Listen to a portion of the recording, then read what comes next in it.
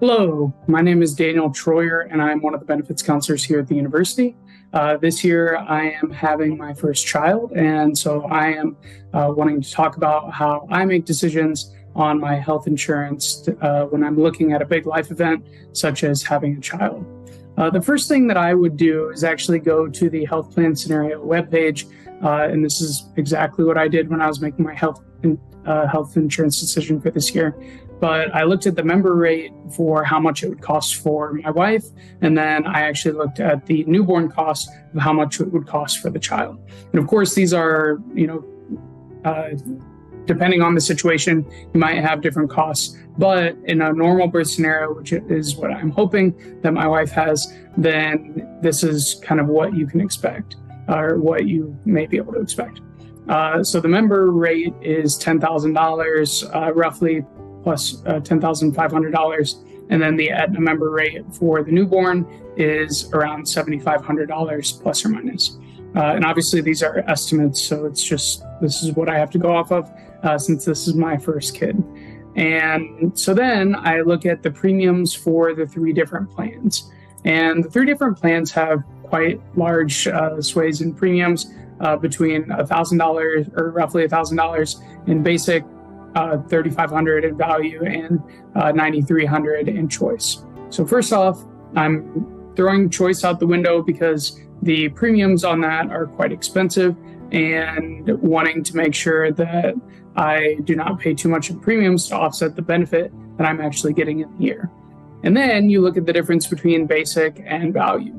So on the basic plan, you have the $1,000 roughly of premiums per year, and then you actually get $1,500 of HSA money given to you for the year as well.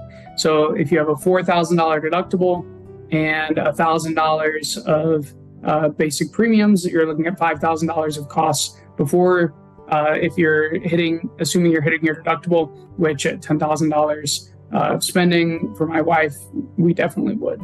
And then you can so that's $5,000 minus the $1,500 for the HSA money, and you're looking at roughly $3,500 of spending before you even hit coinsurance. And then on the value plan, you have $3,500 of premium expenses, and then $800 deductible for my wife, $800 deductible for the baby. And that's not even saying that I have any types of spending in the given year. So between the two, then you're looking at the difference between $3,500 of spending on basic and $3,500 of premium, plus your deductible on the value plan.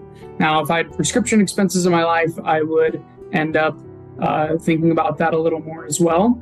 But when I'm looking at those two numbers and you're hitting 20% coinsurance either way after you hit your deductible, then I'm probably going to lean toward basic in this situation, because I know that I'm going to have a lot of spending, and that HSA funding can actually help me pay for that in the year, and that I can fund that via my payroll deductions. So if you're hitting 20% on your coinsurance between both of the basic and the value plan after you hit your deductible, then the basic and the value plan are going to be fairly similar once you actually hit your deductible. And so in this instance, I think that my family could save a little money by ending up going on the basic plan. And then if we actually wanted to fund our HSA and get some tax savings on those dollars, we could do that as well for even more savings. Let's say if we wanted to end up putting in $4,000 to cover that deductible, then we would save taxes on that $4,000. You could even do more on a family. And in our situation, I would probably do a little more, because I know that we are going to go a little past that deductible and into some more money, and make sure that we actually have tax savings on that. If I were to go with the value plan, then I would definitely look at the flexible spending account that you can do with the value plan, specifically because that's another $2,500 or $2,500 that you could do in order to save money from taxes on these expenses. And in our situation, I know that assuming everything goes well, my wife will be in the hospital. She'll have that $100 of spending, and then I can just save those money on taxes.